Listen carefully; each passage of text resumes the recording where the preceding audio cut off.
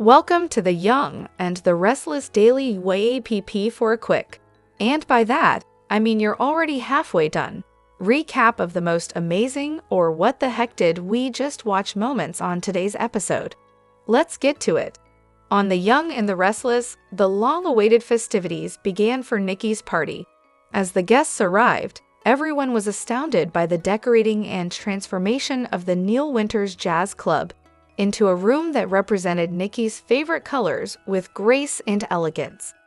The woman of the hour arrived, and all cheered. After a week of daily gifts, Victor outdid himself by giving Nikki a rare Ferrari.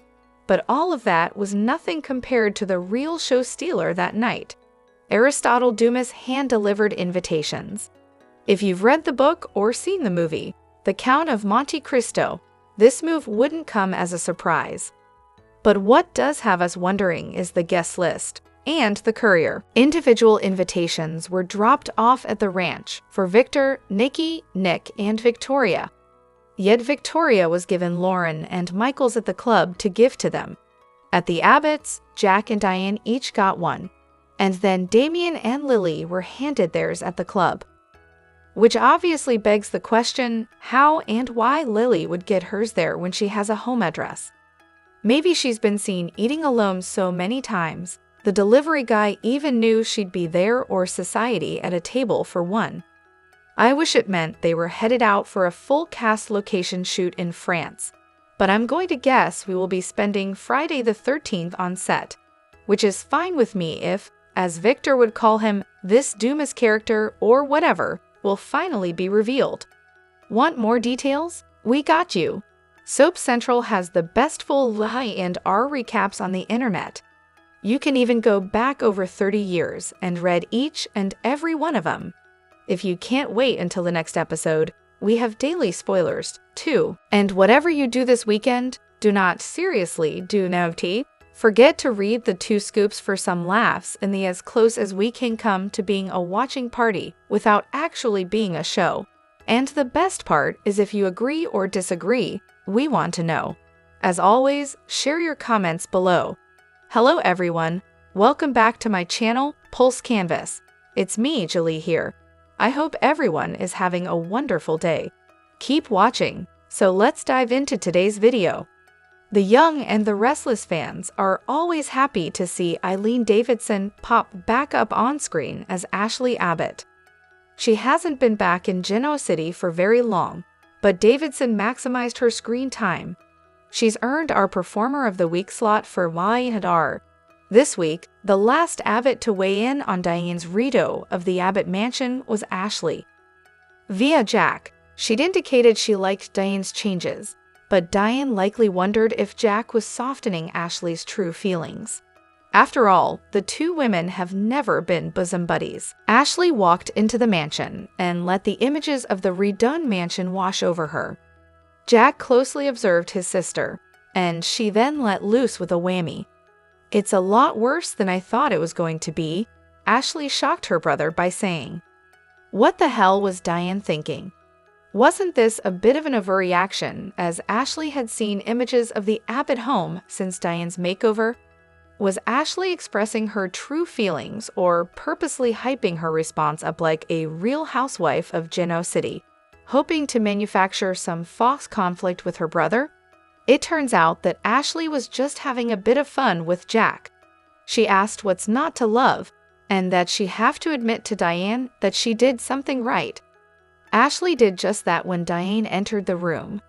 Daddy would have liked it too. Ash continued, giving Diane the highest compliment she could have received. Davidson has always played Ashley with such class, and the cosmetics heiress exhibited just that with her words to Diane. Again, they'll never be best pals, but Ashley loves her brother, and she truly does believe that Diane did a great job with the home. Davidson never misses a beat when she reprises Ashley. Diane felt subtly miffed when she asked her sister-in-law for some privacy with her brother. That's when Davidson played her character's vulnerability. We've seen Tracy share her sorrow over the ordeal with Martin/Alan, and now it was time for Davidson to have her character cut open some emotional veins. Davidson had Ashley break down as she explained that after taking care of Tracy in New York, she needed to return to Paris herself to continue her therapy. She noted that she wouldn't be going back to her past therapists because they weren't able to detect that Alan was truly Martin too. Alone with Jack, Davidson knew that Ashley could show her vulnerability. That's just what Davidson delivered. After Jack exited, Ashley was able to fully embrace the changes Diane had made to her family home in private. She spoke to her late father, John, in a heartfelt moment. Fortunately, Ashley has stuck around town long enough to attend Nikki's birthday party. While it made sense that Ash would want to be around her family, who went to the gala, it was odd that Ashley herself went. After all, she and Nikki had vied for Victor's affections for years. Even if you tune into Y and R for the first time, you could detect, based on the body language Davidson brought to Ashley, that she and Nikki were not besties.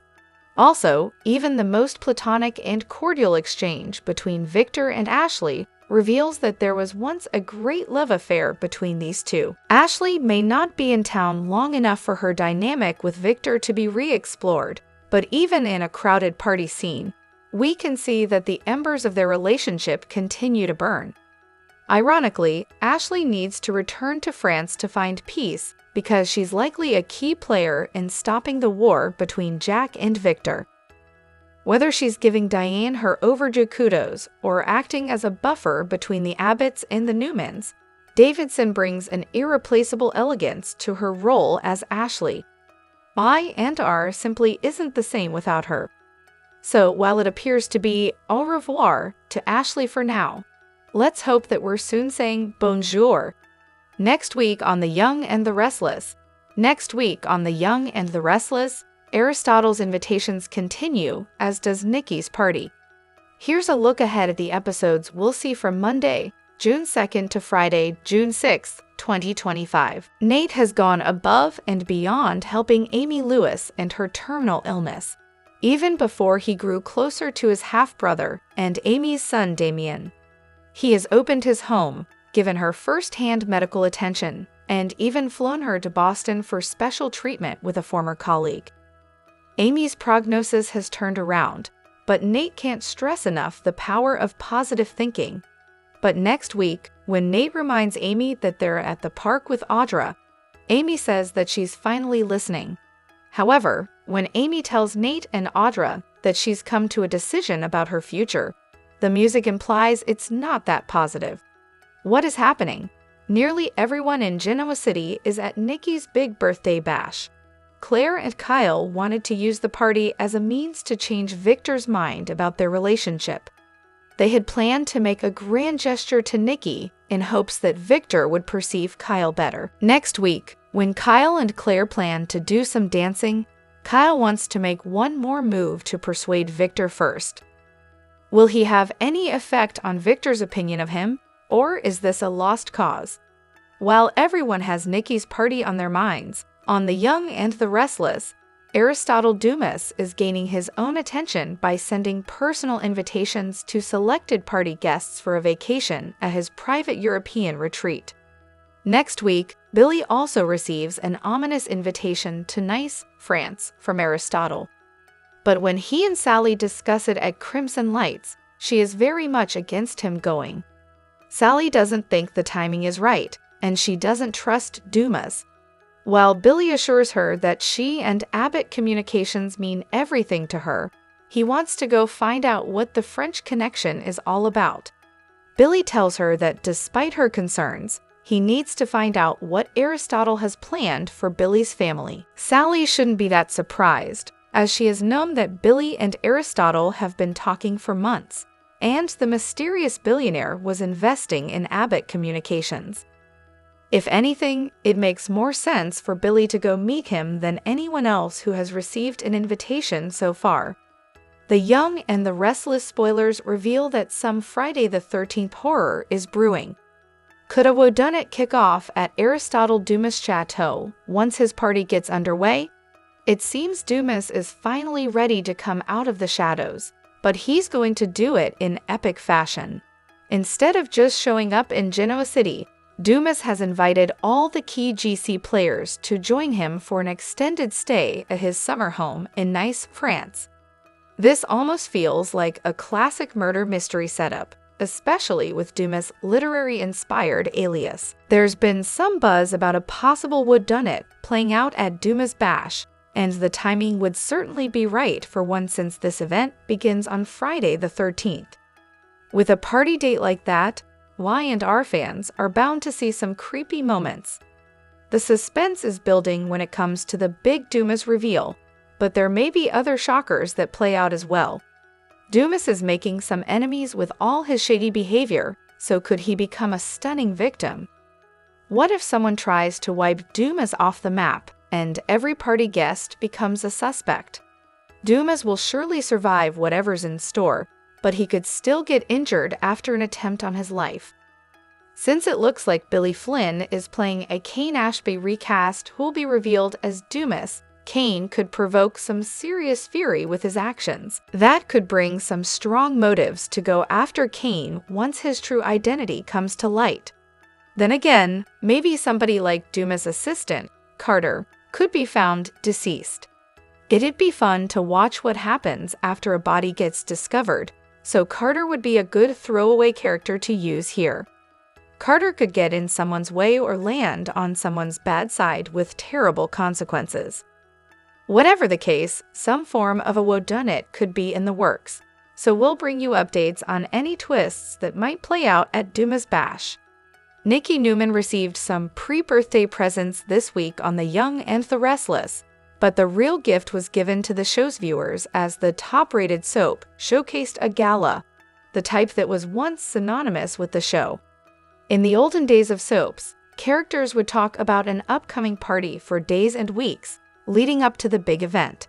That's just what went on recently with Nikki's party. The show has set up a lot of dynamics to unfold as the festivities continue into next week.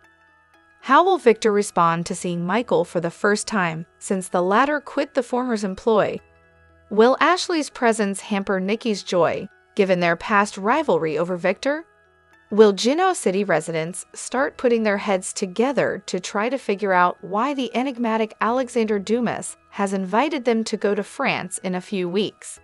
Nikki's gown looked gorgeous, but she was getting more buzz about her floral and white suit with a red top that she wore earlier in the week. Hey, it's when people stop talking about what you're wearing that you have to worry, right? A few key players were absent or have been absent thus far from Nikki's party. Cole got better from his illness. He's Claire's dad and Vicky's ex. Why isn't he there to raise a glass to Nikki? We get that Tracy needs some downtime, given her ordeal with Martin. Honestly, though, wouldn't being around good friends like Michael and Lauren and her family do her a world of good? Tracy is forever linked to the Newmans as her late daughter Colleen's heart is beating in Victor Newman's body. We are grateful, though, that Y&R has given us a party scene. It seems that too often this show falls into a routine of having two characters talk back and forth either at Crimson Lights, the Genoa City Athletic Club, the Jazz Lounge, the park, or society. Adam, Chelsea, and Connor should also be at Nikki's party. Sure, Nikki's not Adam's mom, but Adam's family. If Victor's going to have to look at enemies Jack Abbott and Michael Baldwin all night, then he should have his son and grandson there too. We can't take our eyes off Phyllis.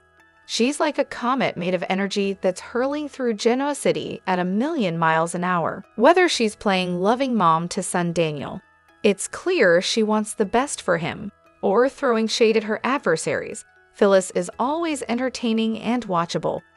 She's glamorous, but we can't take our look off her eyes. They're expressive, and they betray so much. If Phyllis is overjoyed, or if she feels betrayed, you can see it in her eyes. In her case, they truly are the window to the soul. When Phyllis is fixated on something, all we can say is watch out. She's determined to achieve her goals, unlike anyone else. Sometimes that passion appears misdirected. We can't recall her ever wanting to run a hotel, but when she set her sights on the Grand Phoenix, she became obsessed with that place. She had to make it the best it could be, no matter what. The same held when she once again became obsessed with Danny Romalotti. Really, had the spark for Danny always been there? Even after she'd moved on to Jack Abbott and Nick Newman, Phyllis appeared as obsessed with winning Danny back as she was when she was after him 30 years ago. Or was all that just about sticking it to Christine? That's sure what it seemed like. Now, Phyllis is on another crusade to befriend Dumas professionally, wrest control of Chancellor Enterprises from Nikki, and run it herself until she can convince Daniel to come on board. Phyllis has said she's doing this all for her son, and that's something any mother can get behind. The fiery redhead is driven to get to Dumas first. Our money's on Phyllis. She's driven by her love for Daniel. We've been ready for some additional advancement in the ongoing Aristotle-Dumas drama, and this week we got some. It turns out that Friday, the 13th, is the day that several Genoa City power players may attend a gala at the home of Dumas in France. We were wondering why so many characters have been talking about going abroad. Jack and Diane and their belated honeymoon. Michael and Lauren mused about taking a trip to get away from Victor, and Ashley has announced she's moving back to Paris. Does Dumas know about all these travel plans? Is it all a coincidence? Does one or more of these players have a connection to the enigmatic power player? We suspect that one person in particular does, and it's pretty evident if you're a person who studies human behavior. Is Dumas truly Kane, Lily's ex-husband, or is he Tucker, or someone else? Nick Newman is too handsome, successful, and kind to be single. But that's the life he seems to be living now. He's a great son, a great ex-husband, a great dad, and he's trying to play peacemaker between his father and his former stepfather, Jack. When is he going to settle down again with either Phyllis or Sharon? If the two women can survive Nick choosing one of them over the other, then their truce can likely survive anything. Lily and Damien finally went on an actual date. It made perfect sense to have her skip Nikki's gala. This gave Damien time to chat with Lily about their personal lives. We appreciated the continuity in Lily's love life. She talked about Daniel and Kane. Damien responded that he hadn't been lucky in love. What? No ex-wife who's going to make the scene in a few years? We can only hope he was leaving out some juicy backstory that will provide fodder for new stories coming up. We get a kick out of Victor referring to Aristotle Dumas as whatever his name is. It speaks to the mogul's dismissal of his unseen foe. There were other funny bits on the show throughout the week, including Michael lamenting that his situation with Victor makes him feel like he's in a Western, and Phyllis putting her foot up on the table, and her trading Wizard of Oz-themed quips, who doesn't crack a joke or say something irreverent throughout their day to cut the tension. When we see Y and R characters do this, it just makes them seem more human. Speaking of humor, it was fun to watch Pietro's creative ideas for Nikki's birthday. Fortunately, Claire was able to ground him. Claire also provides a grounding influence for Harrison. The young man is adorable and precocious, but just how the heck is he able to jump from his biological mother to Summer to Claire? We know kids are resilient, but they also crave consistency. If the show's not going to bring Summer back as a foil for Kyle and Claire, then it might be time for Tara to get out of jail. We suspect, though, that Kyle's going to have his hands full with Audra, a woman who is highly motivated to destroy his relationship with Claire. Soap fans love characters even if they're not currently on the canvas. For example, look at Lauren and Michael's son Fenmore, and her son Scotty with the late Scott. It's only natural that Lauren, seeing Nikki and Nick together, would prompt her to think out loud about her boys. Wouldn't it be great to see either of those men back on the show? As we speculated earlier this week, Scott, a journalist, would be an ideal addition to the media wars between Abbott Communications and Newman Media. Imagine both Adam and Billy fighting over the intrepid journalist. Both Adam and Billy are related by blood to Abby, Scott's ex. We could see Adam asking his half-sister and Billy, inquiring if his niece would put in a good word with them to get Scott on board. We've also been wanting to see Fenmore back in town for a while. He last appeared on the show over 2 years ago when he showed up with a boyfriend whom no one had ever heard about. Well, his parents had. This wasn't a new relationship, but it was to viewers. Maybe that could be explored in the future. Sharon's growing obsession with Nick takes center stage on The Young and the Restless as her jealousy toward Phyllis spirals. With old wounds reopening and past betrayals haunting her, Sharon clings to hope for a reunion. But when emotions boil over, will she cross the line to keep Nick? Sharon and Nick have always had undeniable chemistry. Their connection has survived decades of ups and downs. Recently, Nick's support during Sharon's rough patches rekindled her feelings. She started believing a new beginning might be possible. But that hope dims each time Phyllis enters the picture. Phyllis and Nick share a complicated history too. And though Sharon and Phyllis once called a truce, their rivalry never truly ended. Now that Phyllis is struggling, Nick's protective instincts kick in, just like they always have. Sharon watches it all with growing unease. Every comforting glance between Nick and Phyllis feels like a knife. Sharon wants to believe she and Nick are meant to be, but Phyllis is always the shadow lurking behind them. Jealousy isn't new to Sharon, but this time it feels different. She's battling old patterns, emotions she thought she buried long ago. With her bipolar disorder looming in the background, fans are getting nervous. Sharon has done dark things when emotionally cornered. In the past, she altered paternity results, tore families apart, and let lies unravel lives. And all of it was tied to her love for Nick. The fear of losing him again to Phyllis might awaken that side of her once more. This jealousy isn't just casual insecurity, it's turning into obsession. Sharon knows Nick is slipping away, and history shows she can go to great lengths when she feels threatened. She doesn't want another heartbreak, especially not one named Phyllis. Sharon's story is taking a dangerous turn. Her mental health journey has had setbacks, but she's always fought back. Now, her heart may override her reason. Her actions in the coming weeks could shake Genoa City. Will she try to sabotage Phyllis again? Or will she trap Nick in a web of emotional manipulation? Either way, Sharon's desperation could push her over the edge. Someone might get caught in the crossfire, whether it's Phyllis, Nick, or even herself. The Young and the Restless spoilers reveal a preview clip has been released for the week of June 2, 2025. It shows Billy Abbott explaining his next move to Sally Spectra. Kyle Abbott takes another shot at swaying Victor Newman. Plus, Amy Lewis announces a decision to Nate Hastings and Audra Charles. Keep reading and let's talk about what is coming up in the CBS soap opera. Let's start off with Billy, who seems poised to embark on a rescue mission. Fans know that a lot of people in Genoa City received mysterious black envelopes with a gold seal. It was a vague invitation to France for a party. Apparently, the host of this party is none other than Aristotle Dumas, and it takes place in exactly 2 weeks. June 13, 2025. Billy tells Sally that he's going to this party. When Sally protests as it's a crucial time for Abbott communications, Billy tries to explain. The man says he needs to find out what Dumas has planned for his family. So it sounds like Billy might take part in some kind of redemption plan.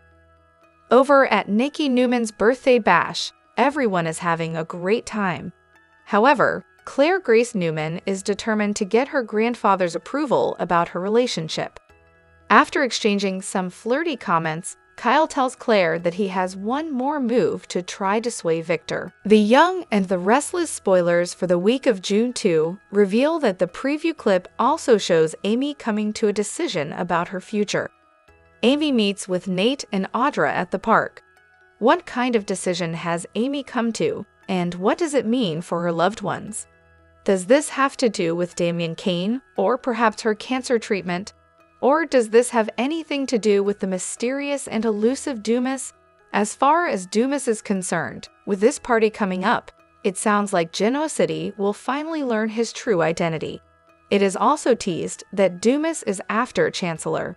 If that's the case, then could Dumas be a family member that thinks he's entitled to Chancellor? We will have to keep watching to find out. On The Young and the Restless, Sharon Newman has long been a central emotional figure in Genoa City, weathering years of heartbreak, betrayal, and longing, especially tied to her enduring, yet unfulfilled, connection with Nick Newman. Though she once shared a passionate history with Nick, recent storylines reveal that her persistent emotional attachment has transformed into a cycle of unrequited affection, leaving Sharon emotionally stagnant. Despite her resilience, Sharon's dynamic with Nick has grown increasingly one-sided. Her position in his life has shifted from romantic interest to platonic confidant, something she struggles to accept. For months, she has masked her disappointment behind a composed facade, suppressing the ache of rejection and clinging to fading memories of a relationship that no longer serves her. The tension intensifies as Nick continues to share flirtatious moments with Phyllis Summers, further marginalizing Sharon. This ongoing triangle only deepens Sharon's internal conflict and raises questions about whether she can break free from the emotional inertia tethering her to Nick. Speculation now points to a significant shift in Sharon's narrative arc. Rumors suggest she may soon meet someone new, a man whose presence could reignite in her a sense of self-worth and romantic possibility. This potential storyline would represent a much-needed departure from Sharon's habitual entanglements and offer an opportunity for emotional renewal. Possible scenarios for this meeting include a chance encounter at a local charity event or a serendipitous interaction on the Newman Ranch. In these envisioned scenes, Sharon meets Flynn Dumas, a mysterious newcomer whose emotional depth mirrors her own. Unlike her past connections, Flynn's interest in Sharon appears grounded in mutual respect and empathy, rather than nostalgic longing or emotional baggage. As Sharon and Flynn interact, their connection builds through meaningful conversations and subtle gestures. The emotional tone is subdued but charged, and their chemistry hints at a deeper bond forming beneath the surface. Unlike her past experiences with Nick, often defined by drama and inconsistency, Sharon's rapport with Flynn seems to offer emotional safety and sincere admiration. What sets this potential relationship apart is its foundation in shared understanding. Flynn, possibly a counselor or someone recovering from past trauma, could relate to Sharon's struggles, offering her the kind of support she has long extended to others, but rarely received in return.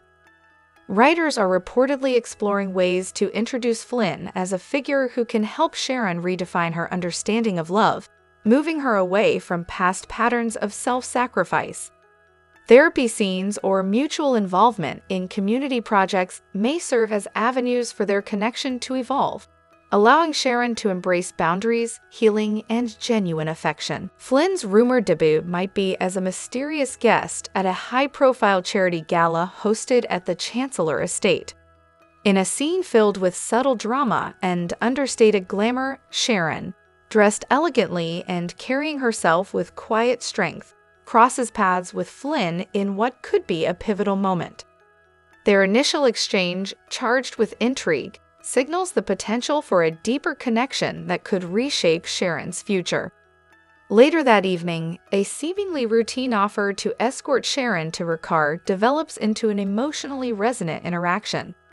As they walk together under the night sky, their guarded conversations reveal shared vulnerabilities and unspoken understanding. The tension between them culminates in a quiet yet powerful moment of connection, a kiss that suggests Sharon might finally be ready to step into a new emotional chapter. This emerging storyline promises a refreshing direction for Sharon's character, one that emphasizes growth, healing, and authentic connection. Whether Flynn Dumas proves to be a fleeting spark or a lasting flame, his introduction signals the potential for Sharon to reclaim her identity independent of past heartaches and redefine her place in Genoa City. In a dramatic turn of events on The Young and the Restless, Lily Winters finds herself at the heart of a sophisticated and secretive gathering hosted by Aristotle Dumas, a powerful new figure whose arrival has stirred Genoa City's most elite circles. What begins as an opulent affair in a French seaside villa soon spirals into a night of revelations, betrayal, and psychological games that leave lasting scars. The high-profile party, staged on Friday the 13th at Dumas Villa in Nice, France, draws the city's most influential families, the Neumans and the Abbotts. Each guest, dressed in elegance and cloaked in caution, arrives knowing that Dumas events are more than mere social occasions. They're carefully constructed arenas of power, control, and manipulation. Dumas, known for unsettling the city's business elite through covert deals and cryptic messages, remains a riddle himself. As the night progresses, unease grows among the attendees.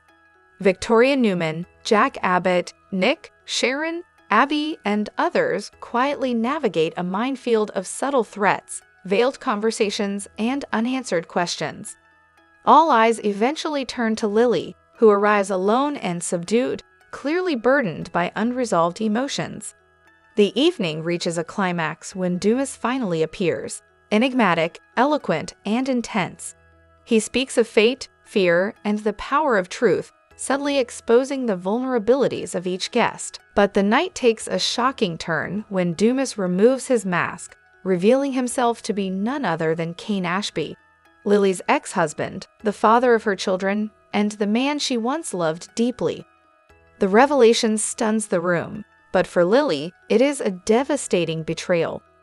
Cain, thought to be out of the picture, is unmasked as the mastermind behind the Dumas empire, the very figure she's been investigating. His actions have endangered her family, disrupted her business, and reawakened emotional wounds she fought hard to heal. Lily confronts Cain directly, demanding answers. Cain's confession, that he wanted to prove himself, to reclaim his identity, and feared her rejection, fails to justify the hurt he caused. For Lily, the issue isn't just secrecy or ambition. It's about trust, and in a room full of influential witnesses, she publicly calls out Cain's betrayal. The emotional confrontation is raw and powerful. Lily reasserts her values, integrity, self-respect, and the importance of honesty, even as she stands heartbroken. She chooses to expose Cain, making clear that no amount of wealth or power can excuse manipulation or deceit.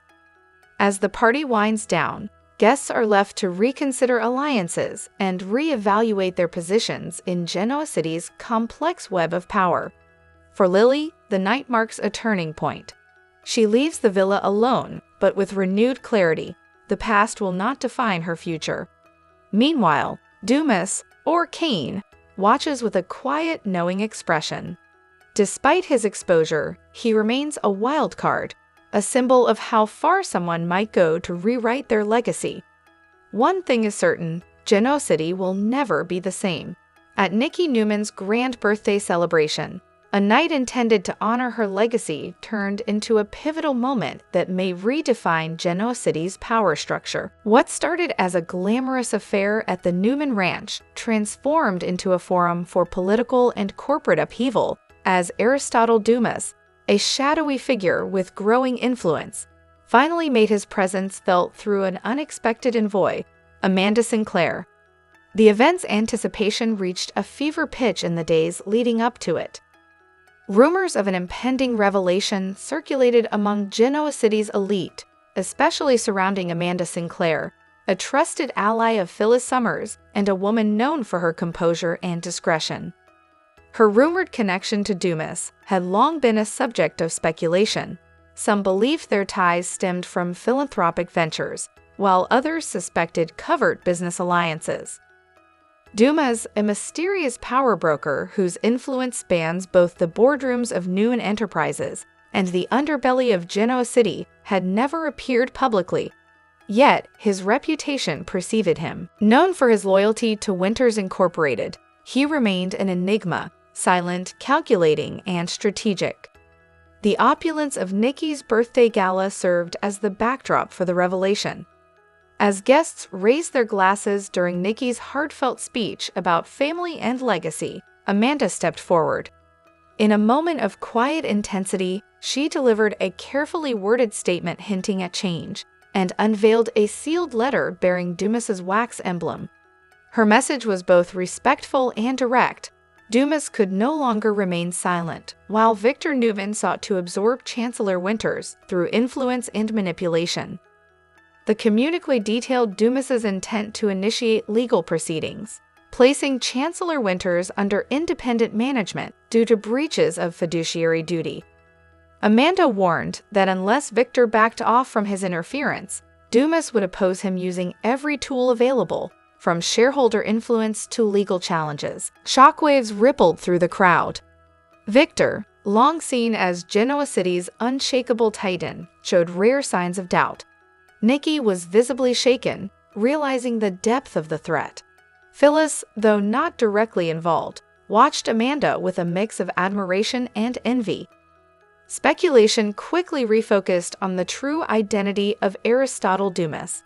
Theories narrowed to two main suspects: Cain Ashby, with deep Chancellor family ties and a thirst for redemption, and Tucker McCall, a billionaire with a long-standing vendetta against Victor. Both men have the means, motive, and opportunity to operate behind the Dumas identity. As the gala concluded, the atmosphere had palpably shifted. Alliances were forming in real time, and the usual social pleasantries gave way to covert strategy sessions. The Abbotts began reassessing their legal options, and whispers about Dumas's next move grew louder. Ultimately, Friday night marked more than a birthday. It signaled the arrival of a formidable new player. Dumas's decision to remain in the shadows only enhanced his aura of control. His allegiance to the Winters legacy and his strategic opposition to Victor's dominance set the stage for a high-stakes corporate war. The Young and the Restless has stirred the pot with Tracy Abbott's lingering feelings for jailed ex Martin Laurent. Despite his absence, his shadow still looms. Could this signal a dangerous comeback? Tracy's latest memories may open the door to Martin's terrifying return. In a touching scene, Tracy shared bittersweet memories of Martin with Diane. Though Martin deceived her, pretending to be his twin Alan, she seemed unsure about her feelings. Her voice cracked as she questioned if any part of their romance was real. The Young and the Restless might be planting seeds for a major shocker. While she's processing the betrayal, Tracy channels her emotions into a book. But what if Martin gets his hands on it behind bars? Books are allowed in prison, and Tracy's story could trigger Martin's obsession all over again. That's a chilling setup fans can't ignore. Soap fans know no one is ever gone forever, especially not someone as twisted as Martin. Whether he's released for good behavior, breaks out, or fakes insanity, there are several doors open for his return. The question is, what happens when he shows up again in Genoa City?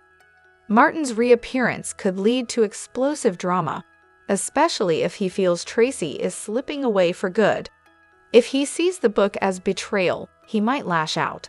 The Young and the Restless spoilers suggest that this storyline might take a dark turn fast. If Tracy visits him for her research or interviews him for closure, it could reignite old flames or old nightmares.